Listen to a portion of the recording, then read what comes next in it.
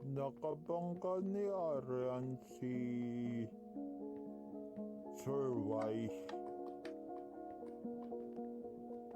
Hindi nakilala ni Arian si Sir Y. At nagtanong ito. Ay, sorry po. Bago lang po kasi ako dito sa campus. Hindi ko po kayo kilala. Sorry po, nagmamadali po kasi ako eh.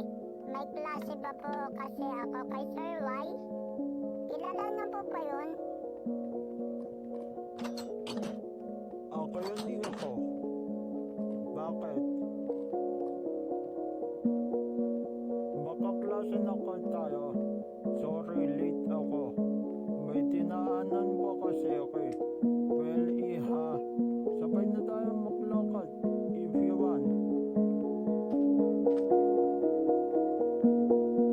Sir, amin na po yung mga bitbit nyo. Ako na po magdadala niyan. Siyempre, binigay ni Sir Y ang mga bitbit niya kay Arian. Yun mga libro binigay niya. Pero yung mga bag niya, siya ang nagbitbit siyempre. Habang naglalakad sila, may tumatakbo malapit kay Arian.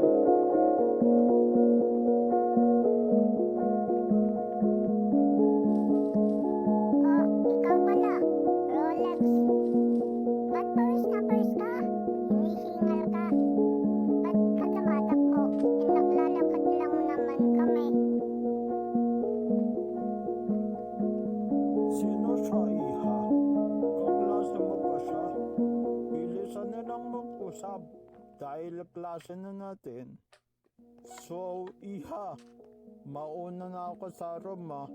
Amin na yung mga bitbit ko, ako na magdadala. Ay sir, hindi ko po siya kaklase. Sa kabilang section po siya. Ito po yung best friend ko si Rolex. Ay sige po sir, mauna na po kayo. Kakausapin ko lang po to. Saglit lang po. Tapos, naglakad na si Sir Y patungong room habang nag-uusap si Arian at si Rolex at ang sabi ni Arian kay Rolex. At tinutukan ni Aaron si Rolex.